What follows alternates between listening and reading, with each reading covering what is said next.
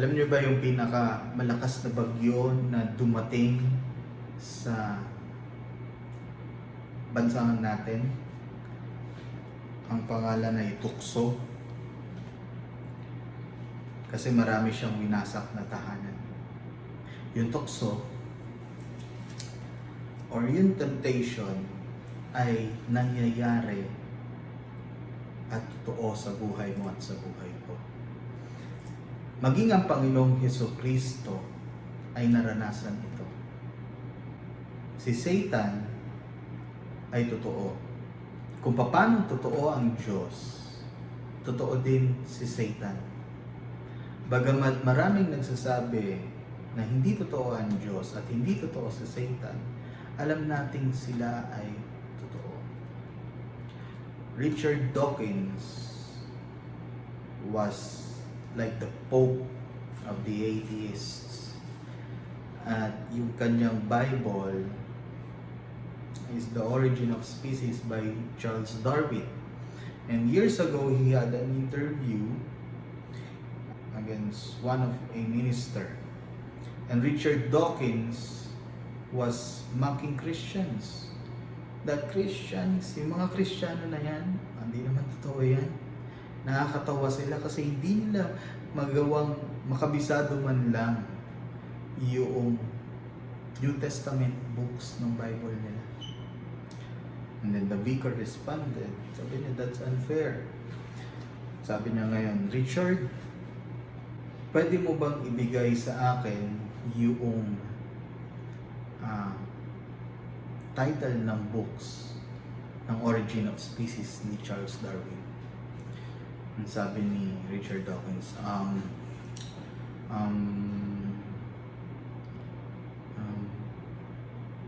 oh my God, there was a silence in that place. You see how fascinating God is? God uses people who doesn't believe Him to call Him and to ask Him to remember the things which He proves that God is not real.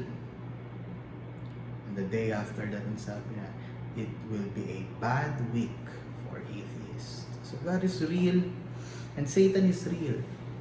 Kung paano totoo ang Diyos, totoo din si Satanas. And yung trabaho at ministeryo ni Satanas is to tempt people. He comes to kill, steal, and destroy. And he does this by tempting us. Tinutukso niya tayo. He is the great tempter. At walang ibang mas magaling na mag-tempt kaysa sa Kanya. Si Jesus naranasan yung temptation. Satan is real. Pero walang dual force. Hindi pantay yung kapangyarihan ng liwanag at kadiliman. This is not Star Wars. This is life. Even Satan is under the sovereignty of God. Walang pwedeng gawin si Satan na hindi pinapahintulutan ng Diyos. Let us look at one example, si Job. Although Satan tries to buffet Job, hindi niya pwedeng gawin yung bagay na gusto niya na wala pahintulot yung Ama. Satan also tries to buffet Paul. Pero may limitasyon si Satan, may hangganan si Satan.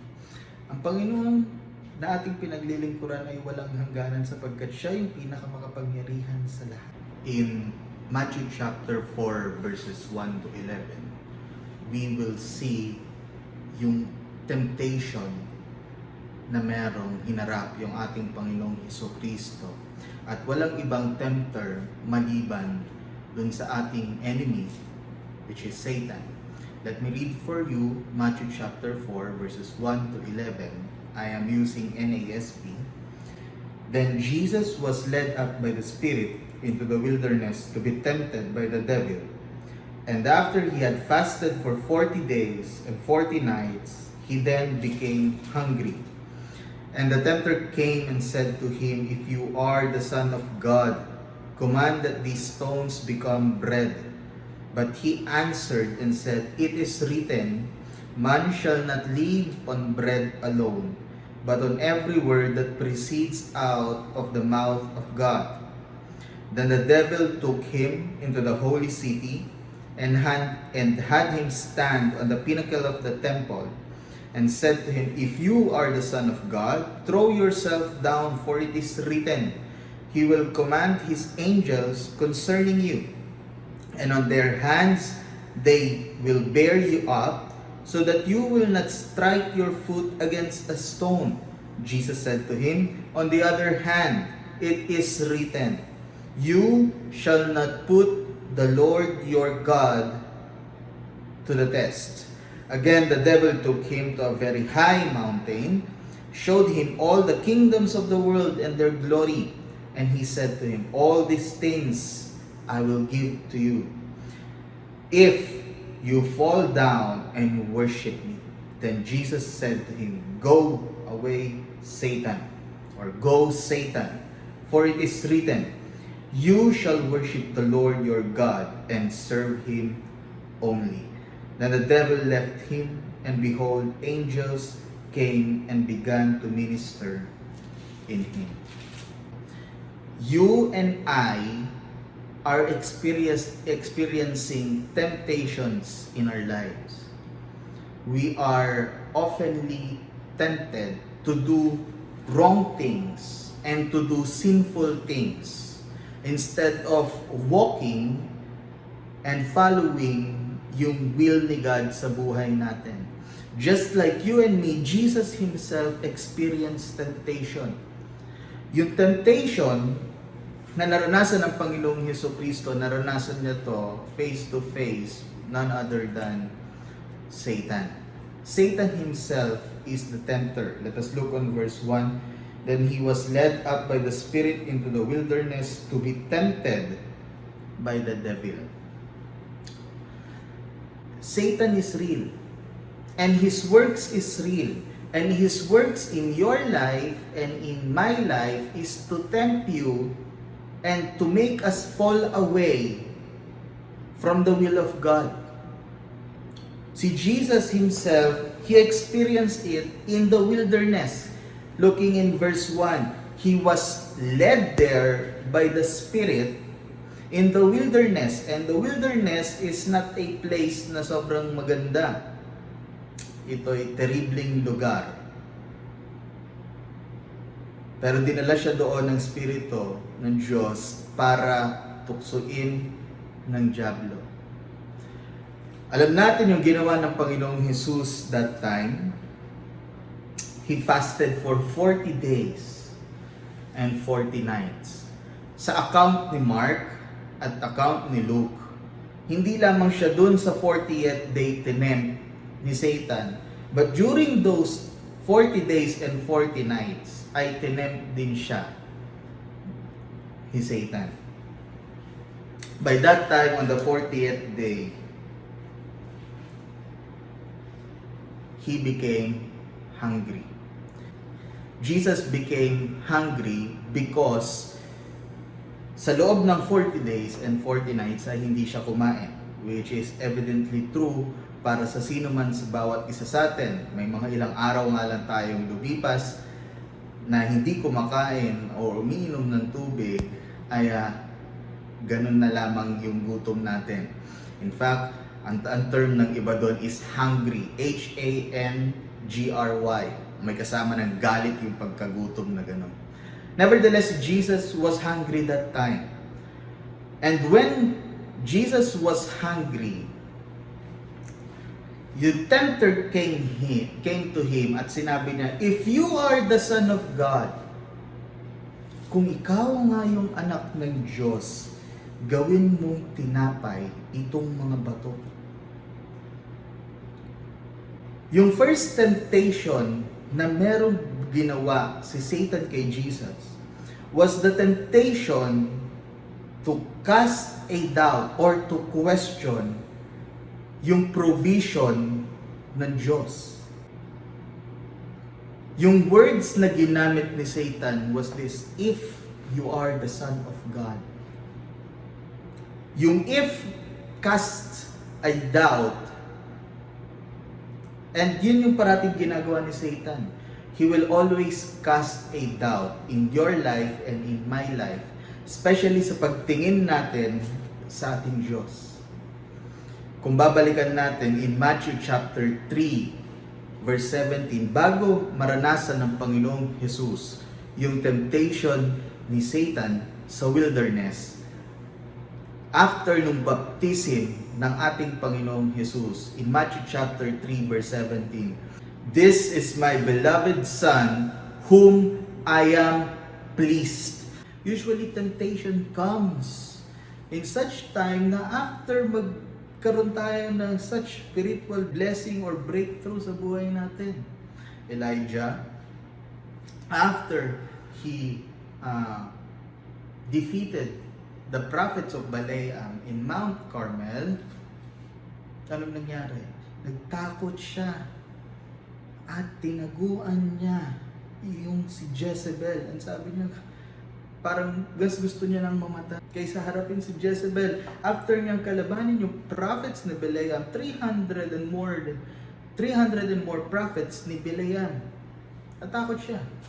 Israelites, after such bigyan ni God ng blessings in Israel na sa pamamagitan ng Pharaoh, palayain sila mula sa... Anong ginawa ng Pharaoh? Pinahabol sila agad after one moment na dumating yung isang bagay sa buhay natin na maganda, kasunod agad ay hindi maganda. Temptations come and go, and it comes in all forms and in every forms. Kagaya ng Panginoong Jesus, nung naranasan niya after He was baptized, this is the Son of God, whom I am pleased. And then, so Satan came to Jesus, saying, hindi ba't ikaw yung anak ng Diyos? Hindi ba't sinabing ikaw yung anak ng Diyos? Bakit kanya pinapabayaan for 40 days and 40 nights na walang provision? I thought you are the Son of God, whom God Himself is pleased. Then why are you experiencing such turmoil for 40 days and 40 nights na walang provision? Hindi ba't pwede mo namang gawin tinapay yung mga bato? Si Satan sa kanyang pagtempt, nagkakast siya ng doubt sa buhay mo at sa buhay ko, sa sinabi ng Diyos sa kanyang mga salita. Si Jesus, naranasan niya nung sinabi sa kanya ng Satan, hindi ba't ikaw yung anak ng Diyos? May kakayanan ka. Bakit hindi mo gawin? The temptation to question God's provision ay nangyayari when we find ourselves walking into the path of self-gratification. At nangyayari ito sa pagcast ng doubt ni Satan sa buhay mo at sa buhay ko, maging sa naranasan ng ating Panginoong Hesukristo.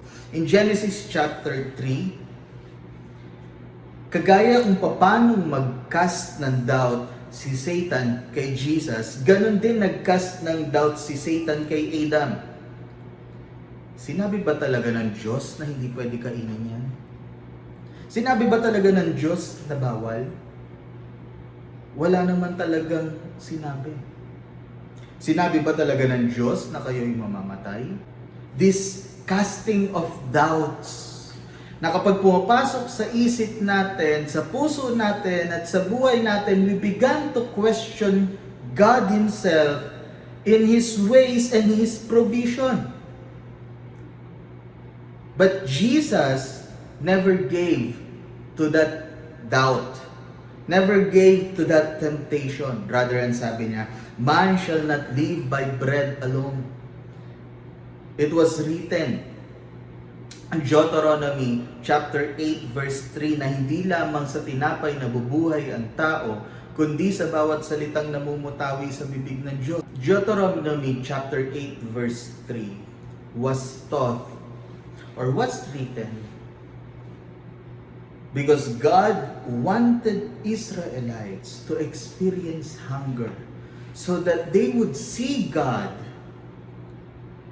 that God can provide their needs and meet their needs. Yung buhay ay higit sa tinapay. Yung buhay ay higit sa pagkain. Bagamat sinasabi ng karamihan, food is life, there is more to life than food. Anong ibig sabihin ni Jesus that time? Yung buhay niya, whether with bread or without bread, ay hindi niya hawak. Kundi yung buhay niya ay hawak ng Diyos. At tanging may Diyos lamang yung may kakayanan magbigay ng buhay sa Kanya o magtanggal ng buhay sa Kanya even with bread or even without bread. Kaya sabi niya, man does not live alone with bread. Bread doesn't sustain your life. Yung ultimate na nagsusustain sa iyong life is God.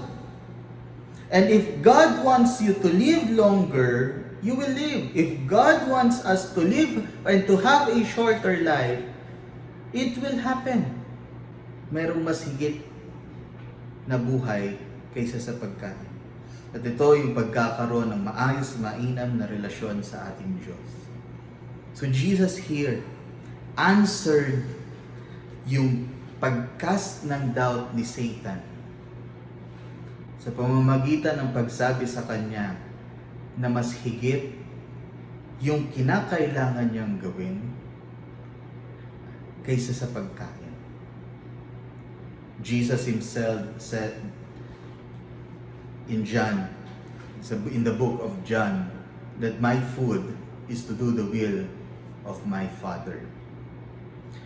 Para sa ating Panginoong Jesus, yung gawin yung kalooban ng Diyos ay mas higit sa kahit anumang bagay. So the first temptation, again, was to cast doubt sa kayang i-provide ni God. Jesus did not doubt na kayang mag-provide ni God sa kanya. Bagamat mahirap yan, imagine 40 days and 40 nights kang hindi kumain. Yung physical pain and yung gutom, nandun na lang. Nararanasan yung ating Panginoong Jesucristo, but He did not give in to such temptation. Instead, nanatili sa Kanya yung Kanyang paninindigan na kailangan niyang gawin ito, and at the end of the day, God would provide and meet His needs. Sabi ni Rabbi Zacharias, who just died a few days ago, sabi niya, the older you get, the more that you believe that there is a grand river, na merong nagtatahid, nagtatagpi-tagpi ng buhay mo. But the younger you are, you try to live your life on your own.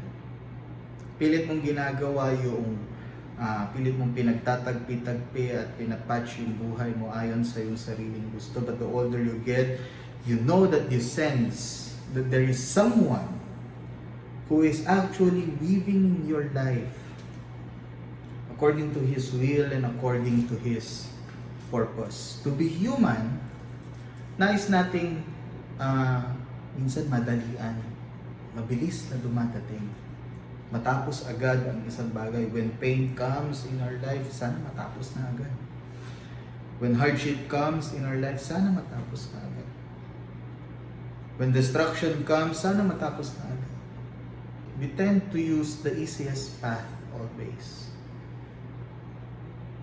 But you see, God works in His time.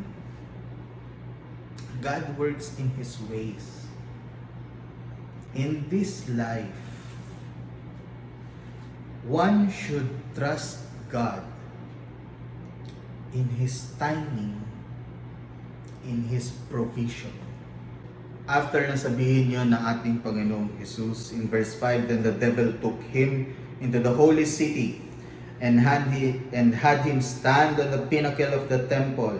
And he said to him, "If you are the Son of God, throw yourself down, for it is written, He will command His angels concerning you, and on their hands they will bear you up, so that you will not strike your foot against a stone."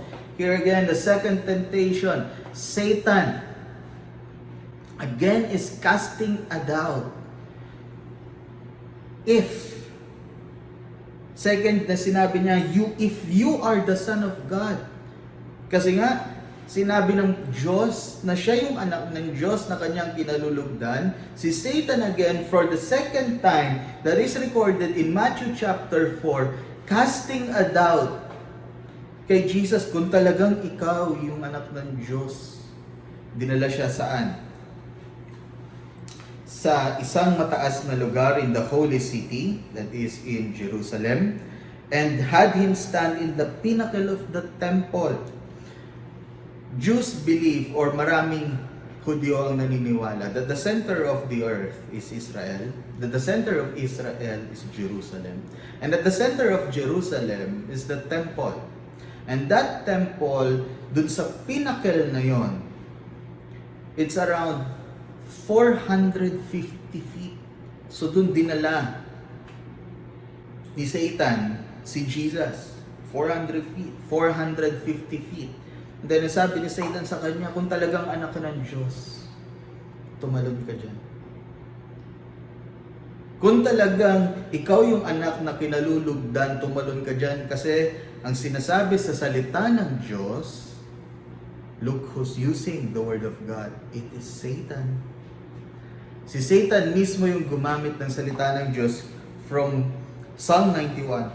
He will command His angels concerning you, and on their hands they will bear you up, so that you will not strike your foot against a stone.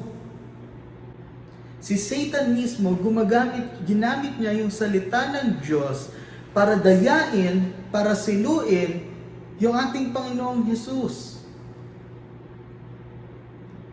A text without its context is pretext.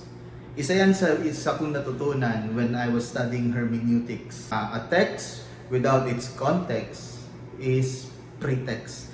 And if pretext yung ginagamit at hindi siya nakabase sa context, maraming tao ang madadaya. Maraming tao yung mag-iisip ng hindi maganda. Just like ang rant ng mga tao sa panahon natin ngayon, some of the succeed news is misleading. Or the heading is misleading, kaya naman maraming tao nagko-comment, mali to, mali ganyan, bakit ganito, bakit ganyan. If taken from that misled heading, yung pangunawa ng tao, madami yung malilito at madami yung madadaya, higit lalo, madami yung masisilo. In the same way, ganun din sa salita ng Diyos. If yung text ni God, if the Bible is taken out of its context, at gumagamit lamang nung verse to patch things and to teach things or to prove things, marami ang madadaya at marami ang masisilo. In 1922, do you know Adolf Hitler? Adolf Hitler used yung word ni God para maglagay sa puso ng mga sumusunod sa kanya na ang mga Hudyo is may bahid ng poison. On one excerpt of his speech, ang sabi niya, my feelings for my Christ, for my Lord Jesus Christ is that He is a strong warrior, that He is a fighter. Kasi ang ginawa ng Panginoong Jesus that time, ang sabi ni Hitler, pinalayas niya yung mga tao doon sa templo, nagwala siya, naggalit niya, ginamit ni Hitler yung pag-drove away ni Jesus doon sa mga magnanakaw, doon sa mga nagbibenta doon sa temple ni God, para i-prove na yung mga Hudyo is poison. Salot. You see, when the scripture is misused, marami ang mamimislead. And here makikita natin si Satan. Don't you ever think that Satan doesn't know yung salita ng Diyos? Before he was Satan, he was the finest worship leader in heaven. He knows his theology. He knows his scriptures. Kaya naman sinabi niya sa Panginoong Jesus by that time, tumalon ka. Subukan mong tumalon. Imagine 450 feet. 450 feet na nandun siya sa taas at nandun siya sa pinnacle ng temple, sa pinakataas na point ng temple. Ang sabi ng salita ng Diyos na sinabi ni Satan in Psalm 91, tumalon ka, He will guard you. He will command His angels concerning you na maging yung talampakan mo ay hindi magkakaroon ng gasgas. Jesus said to him, on the other hand, you shall not put the Lord your God into test. Huwag mong subukin yung Diyos. Dahil hindi dapat subukin yung ating Diyos.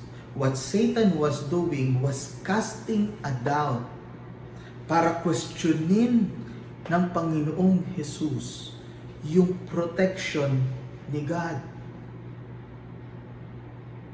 Una niyang temptation was to question yung provision ni God. Second, yung ginawa niya was to question yung protection ni God. Hindi, tumalon ka. Subukan mong tumalon. Yung pananampalataya ay hindi mahika. Hindi sa isang magic trick. Faith does not work that way. There was once a man, ang pangalan niya ay Simon Magus. At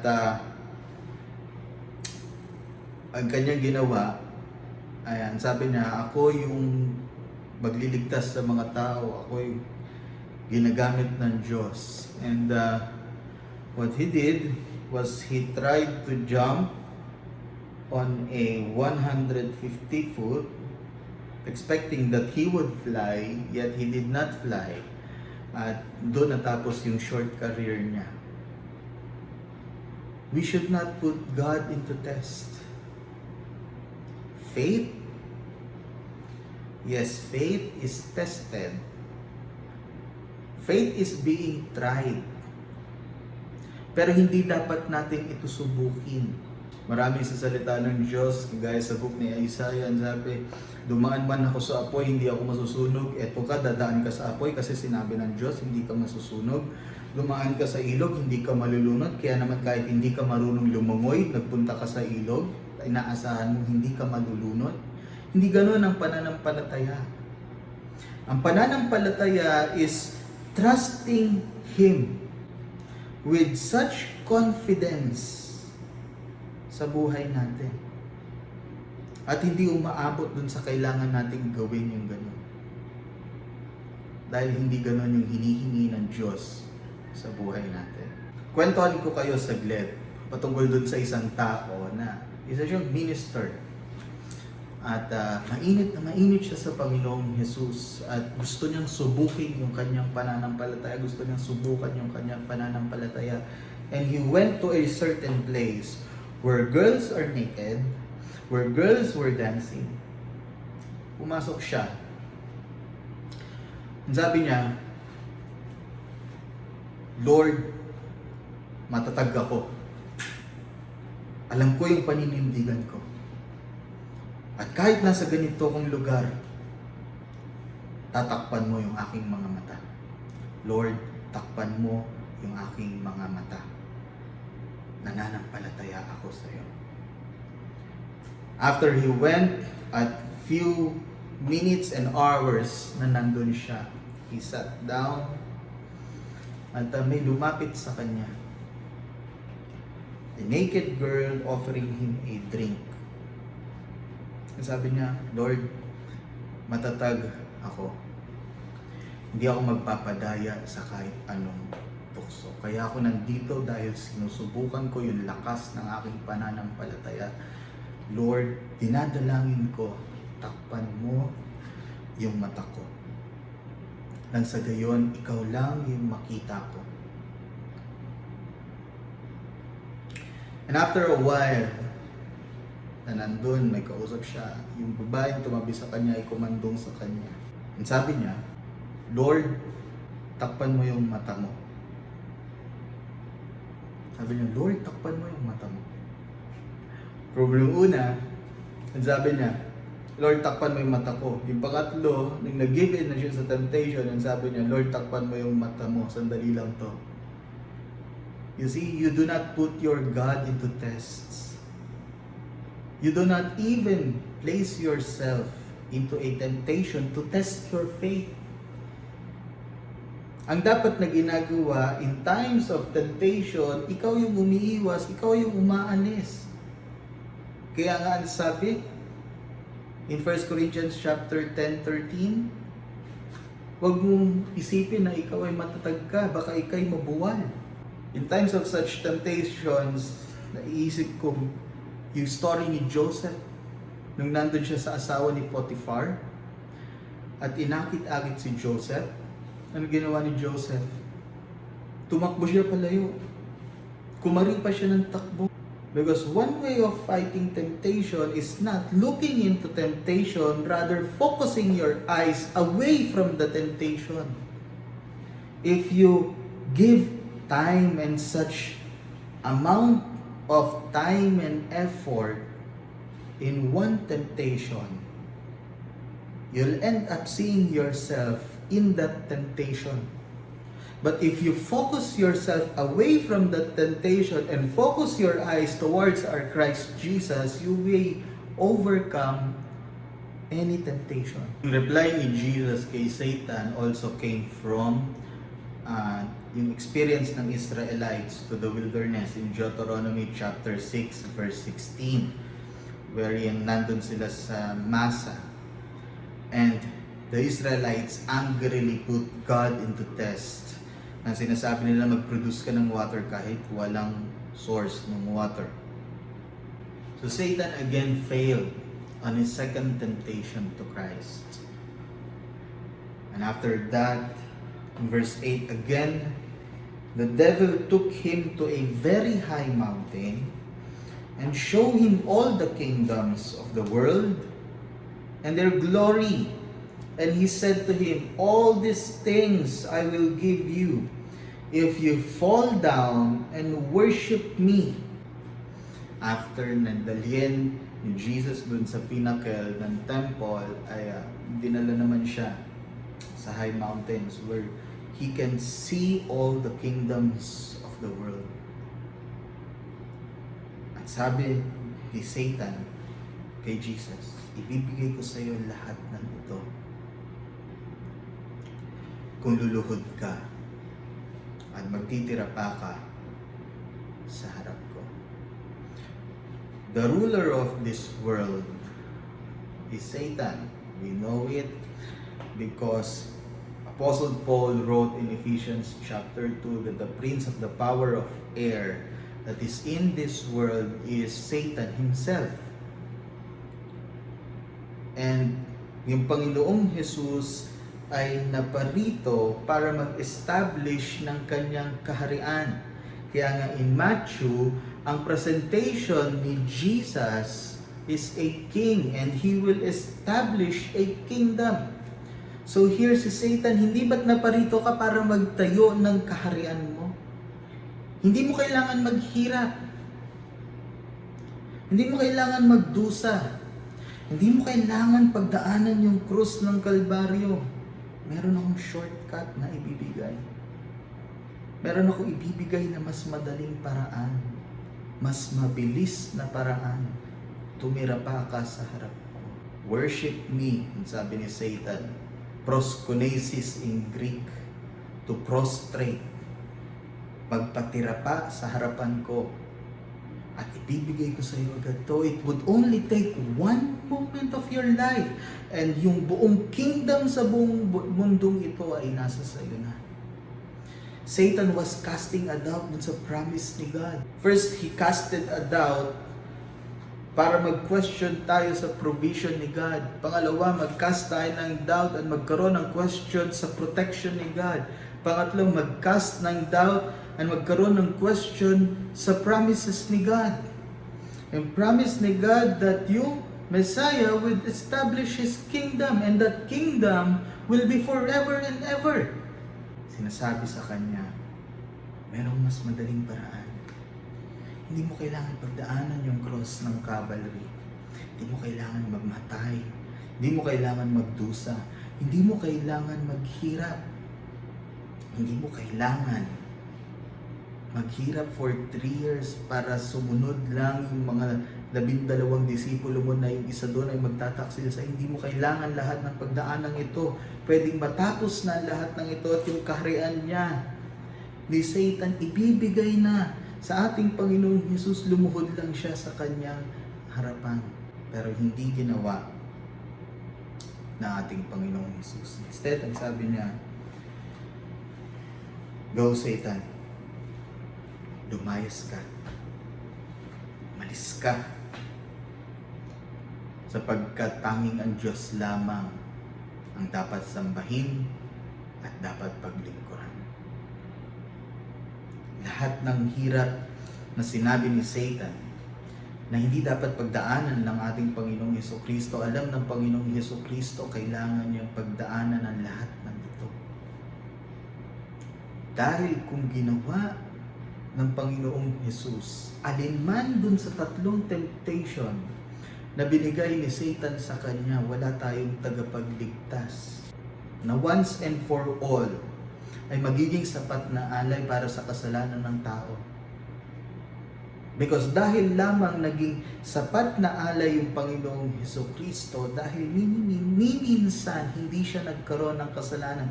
But on that time, those 3 events ng temptation sa buhay ng Panginoong Hesukristo, that time in Matthew chapter 4, nagkaroon siya, nalayo siya, at lumihis siya, at natisod siya sa temptation, wala tayong tagapagligtas. Ang dapat lang sambahin, ang dapat ko lang pagtirapaan sa buhay ko, hindi ikaw, Satanas, kundi yung Diyos na buhay. Hindi yung Diyos lamang ang tangi kong dapat paglingkuran sa aking mga buhay.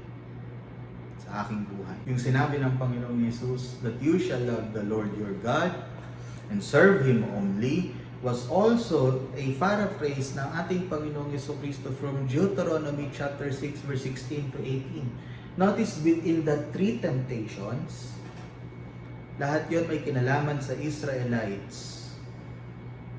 Yung sagot ng Panginoong Jesucristo may kinalaman sa Israelites and their failure.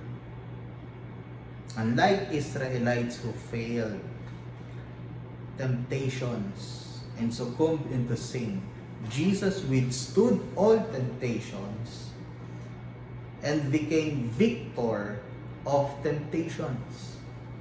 What does it mean?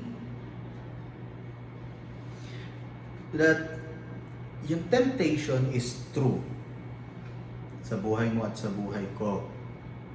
Mararanasan at mararanasan natin ito. Pero we can also become victorious amidst any temptation if ang titignan natin hindi yung offer ng temptation kundi yung ating Panginoong Hesus. Walang temptation na hindi maganda sa mata. Kaya nga siya naging temptation kasi nakakaakit siya. Walang madaling temptation. Lahat ng temptation mahirap at may bigat. Pero kung yung temptation yung tinitignan natin, madali tayong masisilo at madadaya. Kung yung Panginoong Hesus yung titignan natin at makikita natin kung paano niyang napagtagumpayan yung bawat temptation, magagawa rin natin ma-overcome yung anumang temptation. Pwede nating sabihin na hindi naman ako yung Panginoong Hesus na nakaranas ng ganyang temptation. Pero kung titignan natin, para ma-address ang isang problema, ang dapat na i-axe natin, ang dapat na putulin, hindi yung branches ng puno, kundi yung ugat. Ang ugat ng lahat ng temptation, ang sabi ni Apostle John, is three things: lust of the eyes, lust of the flesh, and the pride of life. Sa mga sinabi na ito ni Apostle John, dito nakaugat lahat ng temptation. Things that are enticing to the eyes. Pangalawa, things that entices our desires. Pangatlo, things that makes us proudful with all the glory in this world. Yun yung ugat na ina-address ng ating Panginoong Jesus. At ang sinasabi niya sa atin, kaya mo itong malampasan. Anumang temptation na meron yung kalaban sa buhay mo ay kaya mong malampasan dahil ang example at modelo ng ating pananampalataya ay yung ating Panginoong Hesukristo na nagawa niyang malampasan yung kahit na anong temptation na binigay ni Satan sa atin. Temptation always makes us vulnerable. Walang taong hindi natutukso. Maging ako at maging ikaw, tayong lahat nakakaranas ng pagtutukso sa buhay natin. Dahil ito yung gawain ng demonyo sa buhay natin. Ang tuksoin tayo, inaantay tayong matisod at magkamali. But yung ating Panginoong Hesukristo ay napagtagumpayan ito. In Hebrews chapter 2, verse 18, ang sabi, "For since He Himself was tempted," that is Jesus, "in that which He has suffered, He is able to come to the aid of those who are tempted." Yung writer ng Hebrews ang sabi, He Himself is tempted, Jesus. Since Jesus knows yung full force ng temptation, yung bigat at yung lakas ng temptation na idala at alisin yung tao palayo sa Diyos, kaya rin ng Panginoong Hesukristo na makisympathize at maging aid para sa mga nakakaranas ng temptation. He was tempted, but He did not sin. When we are being tempted, much of the time before we realize that it is a temptation, ay nandun na tayo sa temptation. But yung promise sa Hebrews is this: in times of temptation, yung aid natin, ang dapat natin tignan yung ating Panginoong Hesukristo, dahil nung naranasan niya ito, hindi siya nagkaroon ng kasalanan. Kaya kaya rin nating hindi magpadali sa tukso.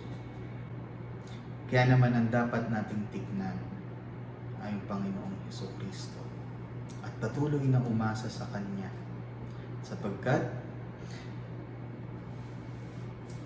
walang ibang pwedeng tumulong sa atin sa mga panahon na tayo ay tempted, kundi tanging ang Diyos lang. Hindi natin kayang tulungan yung sarili natin dahil sa mas madalas tayong magkakamali kaysa gumawa ng tama. Three things yung ating natutunan ngayon. That when the tempter comes, nagkakast siya ng doubt sa atin para questionin, una, yung provision ni God. Yung kayang i-provide ni God. Pangalawa, kino-question niya yung protection ni God. Pangatlo, kino-question niya yung promise ni God. Provision, protection, and promise. Ito yung ginagawa ni Satan sa iyo at tinitempt ka nito para hindi magtiwala sa Diyos. Para dumating sa part ng buhay mo na hindi mo asahan yung providence ni God. Para hindi mo tignan yung protection ni God. At para hindi mo asahan yung promise ni God. That instead of doing everything under God's way and God's will, Satan tempts us in a way na hindi natin ito sundin, and rather sundin natin yung sarili natin, which is apart from the way of God and apart from the will of God.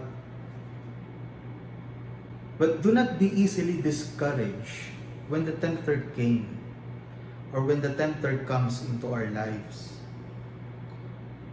to cast a doubt sa provision, protection, and promise ni God. Because yung model of faith natin, si Jesus Himself, naranasan ito. At nung naranasan ito ng Panginoong Jesucristo, napagtagumpayan niya ito. Kaya siya yung ating perfect model. Siya yung dapat na tignan nung bawat isa sa atin sa mga panahon na susubok yung ating pananampalataya at pagtitiwala sa Diyos, higit lalo sa mga panahon na nararanasan natin ngayon. With such troubles and turmoils na nararanasan natin, with such anxiety and panic and economic loss na nararanasan natin, and decays in health and cases of death na nararanasan natin, with such trouble between politics, economics, between civilians, between frontliners, and everyone. Yung provision ni God, protection and promise ni God, mako-question sa atin. Asan ba yung ipoprovide mong gamot? Akala ko ba poprotektahan mo kami? Asan yung pangako mo? Maaaring pumasok sa isip natin at magkaroon ng doubt sa buhay natin kung ano yung kayang gawin ng Diyos. But see to it into your life na dapat mong tignan sa mga oras at sa panahon na to, at higit lalo sa bawat sandali ng buhay mo, walang iba kundi yung ating Panginoong Jesus na napagtagumpayan ng lahat ng ito. Sa bawat daan ng ating buhay, sa bawat hakbang ng ating mga buhay. At patuloy na magtiwala sa Kanya na sa lahat ng kinakas na doubt, sa provision niya, sa protection ng Diyos, maging sa promise ni God sa buhay natin, na sa ginagawa ni Satan, ito'y mapagtatagumpayan natin, hindi sa sarili natin, kundi sa gawa ng Panginoong Jesucristo. Natalo na si Satanas dahil sa muling nabuhay, dahil sa namatay ang Panginoong Jesus sa krus ng Kalbaryo, at siya'y muling nabuhay, at tuluyan siyang magagapi sa muling pagbalik ng ating Panginoong Jesucristo. Pero hanggat hindi pa bumabalik ang ating Panginoong Jesucristo, hanggat hindi pa bumabalik yung ating Panginoong Jesucristo, patuloy na tignan lamang natin sa ating buhay, walang iba kundi siya. Patuloy tayong manalig sa Kanya at manampalataya, higit lalo patuloy natin ipagkatiwala yung buhay natin sa Kanya. At patuloy siyang tignan sa buhay natin. At iasa sa Kanya ang lahat. Tayong lahat ay manalangin. Dakilang Diyos, kami ay nagpapasalamat sa panibagong araw na kami ay nakapag-aral ng iyong mga salita. Lord, sa lesson na nakita namin on how you were tempted, yet you did not sin. And yung victory ay naranasan over temptation, ay siyang magiging realidad din nawa sa buhay namin, Panginoon, sa pamamagitan ng kalakasan na nagmumula sa iyo. Na magawa rin namin pagtagumpayan anuman yung tukso at pagcast ni Satan sa isip at sa puso at sa buhay namin para questionin ang iyong provision, ang iyong proteksyon at ang iyong promise, ay magawa namin mapagtagumpayan sa aming buhay. Higit lalo, Panginoon, sa mga panahon na ito, na tanging ikaw lamang ang aming inaasahan at walang iba. Kaya naman, Panginoon, ang iyong mga salita, hayaan mo na patuloy na mangusap sa aming mga puso at isipan sa bawat araw at bawat panahon, Panginoon, sapagkat araw-araw kaming nasusubok at araw-araw kaming natutukso. Maliit o malaking bagay ay parehas na tukso. Sagana sa sarili namin, hindi namin ito kayang mapagtagumpayan. Kailangan namin, Panginoon, at umaasa kami at nananampalataya kami, Panginoon, sa kalakasan na nagmumula tanging sa iyo lamang. Sa iyo ang papuri pasasalamat, pagluwalhati. Sa iyo ang aming mga buhay at aming lakas sa pangalan ni Jesus.